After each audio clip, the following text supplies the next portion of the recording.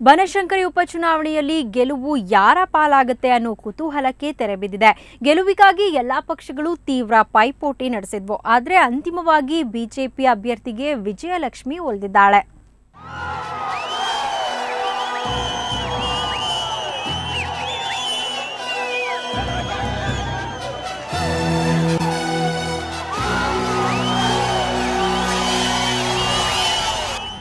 ತೀವ್ರ ಕುತೂಹಲ ಮೂಡಿಸಿದ್ದ ಬನಶಂಕರಿ ವಾರ್ಡ್ ಉಪಚುನಾವಣೆಯ ಫಲಿತಾಂಶ ಹೊರಬಿದ್ದಿದೆ.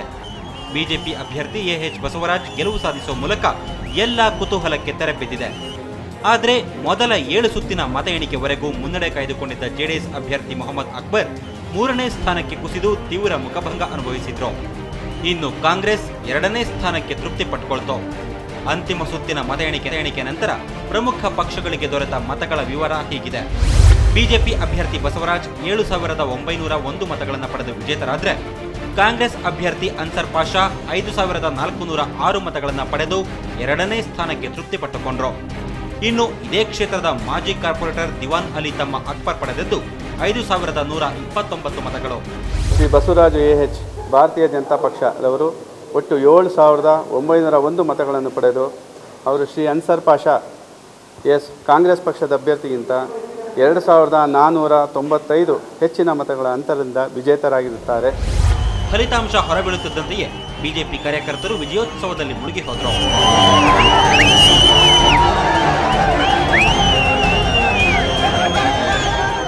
ಗೆಲುವಿನ ನಗೆ ಬೀರಿದ ತಮ್ಮ ನಾಯಕರನ್ನ ಹೊತ್ತು ಕಾರ್ಯಕರ್ತರು ಮೆರವಣಿಗೆ ಮಾಡಿ ಹೋಲಿ ಹಚ್ಚಿ ಸಂಭ್ರಮ ಆಚರಿಸಿದ್ರು.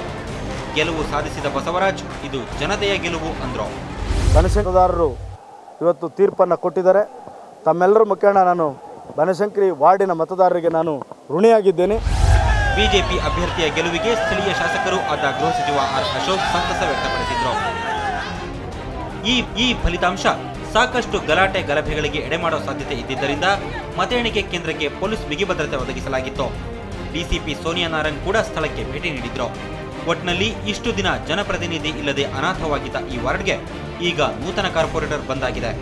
ಮುಂದಿನ ದಿನಗಳಲ್ಲಿ ಏರಿಯಾ ಸಮಸ್ಯೆಗಳಿಗೆ ನೂತನ ಪ್ರತಿನಿಧಿ ಸ್ಪಂದಿಸ್ತಾರಾ ಅಂತ ಕಾದು ನೋಡಬೇಕಿದೆ. ಅಶ್ವಿನಿ, ಸುವರ್ಣ ನ್ಯೂಸ್ 24/7 ಬೆಂಗಳೂರು. ಕುಡಿತದ ಚಟಕ್ಕೆ ದಾಸನಾದವನು ಸಮಯಕ್ಕೆ ಸರಿಯಾಗಿ ಹಣ ಸಿಗ್ಲಿಲ್ಲ ಅಂದ್ರೆ ಏನ್ ಬೇಕಾದ್ರೂ ಮಾಡ್ತಾನೆ, ಸಾಯೋದಕ್ಕೂ ಮುಂದಾಗ್ಬಿಡ್ತಾನೆ. ಇಂಥದ್ದೊಂದು ಘಟನೆ ಬೆಂಗಳೂರಿನಲ್ಲಿ ನಡೆದಿದೆ. ಕುಡಿತಕ್ಕಾಗಿ ಜೀವ ಬಿಟ್ಟ ಆ ಮಹಾಪುರುಷ ಪೊಲೀಸ್ ಪೇದೆ.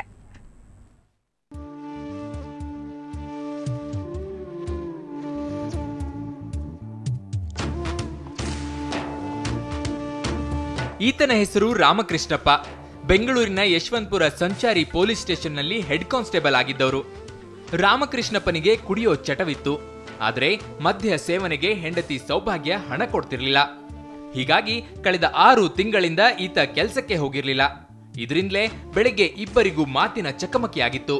ಬಳಿಕ ಕಾಟನ್ಪೇಟೆಯಲ್ಲಿರೋ ಪೊಲೀಸ್ ಕ್ವಾರ್ಟರ್ಸ್ನಲ್ಲಿನ ತನ್ನ ಬೆಡ್ರೂಮ್ ಅಲ್ಲೇ ನೇಣಿಗೆ ಶರಣಾಗಿದ್ದಾನೆ ರಾಮಕೃಷ್ಣಪ್ಪ. ಚೆನ್ನಾಗಿ ಕುಡ್ಕೊಳ್ಳೋದು, ಮನೇಲಿ ಹಿಂಸೆ ಕೊಡೋದು, ಏನೂ ತಂದಾಗ್ತಾ ಇರಲಿಲ್ಲ, ನಮಗೆ ಏನೂ ಮಾಡ್ತಾ ಇರಲಿಲ್ಲ. ಈ ಥರ ಹುಷಾರಿಲ್ಲದೆ ಅವಾಗವಾಗ ಹುಷಾರಿರಲಿಲ್ಲ. ಈ ಥರ ನೇಣ 3 ಮಕ್ಕಳನ್ನಾಗಲಿರೋ ಪೇದೆ ಯಶವಂತಪುರ ಸಂಚಾರಿ ಪೊಲೀಸ್ ಸ್ಟೇಷನ್ನಲ್ಲಿ ಬರೋಬ್ಬರಿ 16 ವರ್ಷ ಹೆಡ್ ಕಾನ್ಸ್ಟೇಬಲ್ ಆಗಿದ್ದವರು. ಇನ್ನು ಕೌಟುಂಬಿಕ ಸಮಸ್ಯೆಯು ರಾಮಕೃಷ್ಣ ಸಾವಿಗೆ ಕಾರಣ ಎನ್ನಲಾಗಿದೆ. ರಾಮಕೃಷ್ಣ ಅಂತ ನಮ್ಮ ಒಬ್ಬ ಹೆಡ್ ಕಾನ್ಸ್ಟೇಬಲ್ ಅವರು ಇವತ್ತು 11 ಗಂಟೆ ಸುಮಾರಿಗೆ ಅವರ ಮನೆಯಲ್ಲಿ ಹ್ಯಾಂಗ್ ಮಾಡಿಕೊಂಡು ಆತ್ಮಹತ್ಯೆ ಮಾಡಿಕೊಂಡಿದ್ದಾರೆ.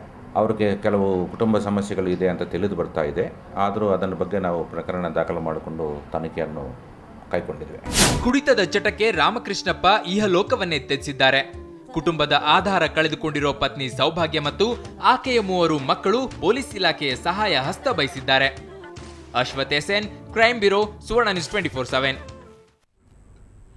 ಒಂದ್ ಕಡೆ ರಸ್ತೆ ಅಗಲೀಕರಣ ವಿರೋಧಿಗಳ ಗುಂಪು, ಇನ್ನೊಂದ್ ಕಡೆ ಅಗಲೀಕರಣ ಬೇಕು ಅನ್ನೋ ಗುಂಪು ಬಂತು.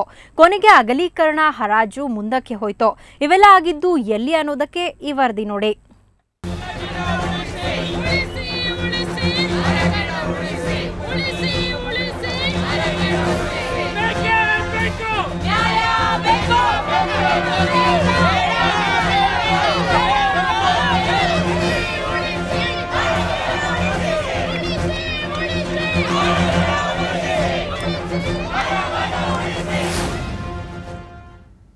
ದಿನದಿಂದ ದಿನಕ್ಕೆ ಸ್ಯಾಂಕಿ ರಸ್ತೆಯಲ್ಲಿ ಟ್ರಾಫಿಕ್ ಕಿರಿಕಿರಿ ಹೆಚ್ಚುತ್ತಲೇ ಇದೆ.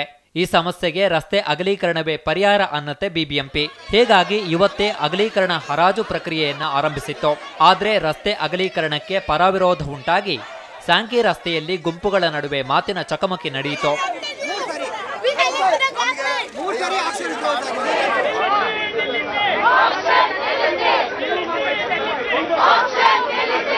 ರಸ್ತೆ ಅಗಲೀಕರಣದಿಂದ ಮರಗಳು ನಾಶವಾಗುತ್ತೆ ಅಂತ ಸ್ಥಳೀಯ ನಿವಾಸಿಗಳು ಅಗಲೀಕರಣಕ್ಕೆ ವಿರೋಧ ವ್ಯಕ್ತಪಡಿಸಿದ್ರು. ಮಲ್ಲೇಶ್ವರಂ ಸ್ವಾಭಿಮಾನಿ ಸಂಘ ಅಪ್ಪಿಕೋ ಚಳವಳಿ ಕೂಡ ನಡೆಸಿತು.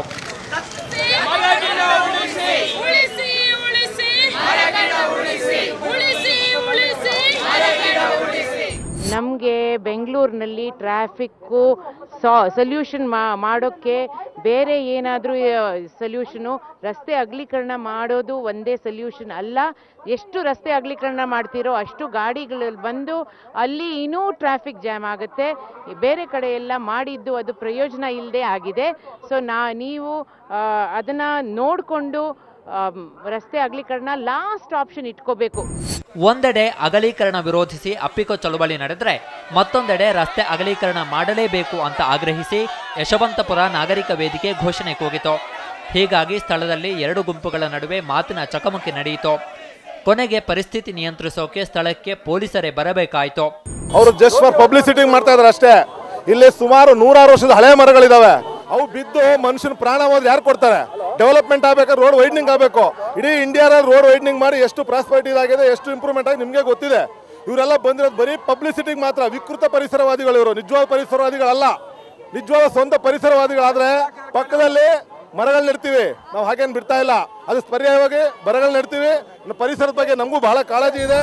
ಇಷ್ಟೆಲ್ಲ ಆಗ್ತಿರಬೇಕಾದ್ರೆ ಗಾರ್ಡನ್ ಸಿಟಿ ಸೊಬಗು ಮತ್ತು ಪರಿಸರ ಮುಖ್ಯ ಅಂತ ಹೇಳಿ ಹರಾಜು ಪ್ರಕ್ರಿಯೆಯಲ್ಲಿ ಪಾಲ್ಗೊಂಡವರು ಹರಾಜಿನಿಂದ ಹಿಂದೆ ಸರಿದ್ರು.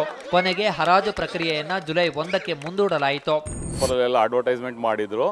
ನಾವು ಆ ಮರದ ಆಕ್ಷನ್ಗೆ ಬಂದು ಪಾರ್ಟಿಸಿಪೇಟ್ ಮಾಡಿದ್ವು. ಇಲ್ಲಿ ಸ್ಥಳೀಯ ಜನ, ಸೋಷಿಯಲ್ ವರ್ಕರ್ಸು, ಈ ಬೆಂಗಳೂರಿನ ಎನ್ವೈರ್ಮೆಂಟನ್ನ ಇಷ್ಟಪಡುವಂಥ ಜನ ಎಲ್ಲ ಇಲ್ಲಿ ಮರ ಕಡಿಬಾರ್ದು, ಇದು ಬೇಕು ಅಂತ ಹೇಳಿ ಎಲ್ಲರನ್ನ ಒಕ್ಕೊರ್ಲಿನ ಒತ್ತಾಯಕ್ಕೆ ನಾವು ಮಣಿದು ನಾವು ಅವ್ರಿಗೆ ಸಪೋರ್ಟಲ್ಲಿ ಇವತ್ತಿನ ಆ್ಯಕ್ಷನ್ನ ನಾವು ಪಾರ್ಟಿಸಿಪೇಟ್ ಮಾಡದೆ ವಾಪಸ್ ಹೋಗ್ತಾ ಇದ್ದೀವಿ.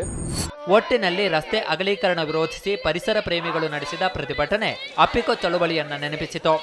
ಈ ಹೋರಾಟ ಇನ್ಯಾವ ತಿರುವು ಪಡೆದುಕೊಳ್ಳುತ್ತೆ ಕಾದು ನೋಡಬೇಕು. ನಂದಿನಿ ಜೆ, ಸುವರ್ಣ ನ್ಯೂಸ್ 24/7 ಬೆಂಗಳೂರು. ರಸ್ತೆ ಅಗಲೀಕರಣದ ಪರ ವಿರೋಧ ಸ್ಯಾಂಕಿ ರಸ್ತೆಯಲ್ಲಿ ಹೋರಾಟ ನಡೀತಾ ಇದ್ರೆ ಇತ್ತ ಬಿಬಿಎಂಪಿ ಸಾಮಾನ್ಯ ಸಭೆಯಲ್ಲೂ ರಸ್ತೆ ಅಗಲೀಕರಣ ವಿಷಯ ಪ್ರತಿಧ್ವನಿಸಿತು. ಈ ವೇಳೆ ಮಾತನಾಡಿದ ಉಪಮೇಯರ್ ಹರೀಶ್ ರಸ್ತೆ ಅಗಲೀಕರಣವನ್ನ ಸಮರ್ಥಿಸಿಕೊಂಡ್ರು. ಸಾರ್ವಜನಿಕರ ಹಿತದೃಷ್ಟಿಯಿಂದ ಕಾಮಗಾರಿಯನ್ನ ಕೈಗೆತ್ತಿಕೊಳ್ಳಲಾಗಿದೆ, ಹೀಗಾಗಿ ಯೋಜನೆಯಂತೆ ರಸ್ತೆ ಅಗಲೀಕರಣವಾಗಲಿದೆ ಅಂತ ಸ್ಪಷ್ಟಪಡಿಸಿದ್ರು. ಅಲ್ಲದೆ ಮೆಟ್ರೋ ಅವಘಡಗಳ ಕುರಿತು ಕೌನ್ಸಿಲ್ ಸಭೆಯಲ್ಲಿ ಚರ್ಚೆ ನಡೆಯಿತು. ಅವರು ಮೆಟ್ರೋ ಮಾಡೋದಕ್ಕೆ ನಾವು ಬೇಡ ಅಂತ ಹೇಳೋದಿಲ್ಲ, ಆದರೆ ಅವ್ರು ಮಾಡ್ತಿರೋ ರೀತಿ ಭಾಳ ಕೆಟ್ಟದಾಗಿದೆ. ಅಲ್ಲಿ ಏನಂದರೆ ಟ್ರಾಫಿಕ್ ತೊಂದರೆ ಮಾಡೋದು, ಓಡಾಡೋಕ್ಕಾಗ್ತಿಲ್ಲ, ಧೂಳು ಅಕ್ಕಪಕ್ಕ ಇರ್ತಕ್ಕ ಮನೆಗಳಿಗೆಲ್ಲ ಭಾಳ ತೊಂದರೆ ಆಗ್ತಿದೆ. ಇದೆಲ್ಲ ಮನಗೊಂಡು ಇದನ್ನು ನಾನು ಪೂಜ್ಯ ಮಹಾಪೌರ ಮುಖಾಂತರ ಮಾನ್ಯ ಆಯುಕ್ತರಿಗೆ ಒಂದು ರಿಕ್ವೆಸ್ಟ್ ಮಾಡಿದ್ದೀನಿ.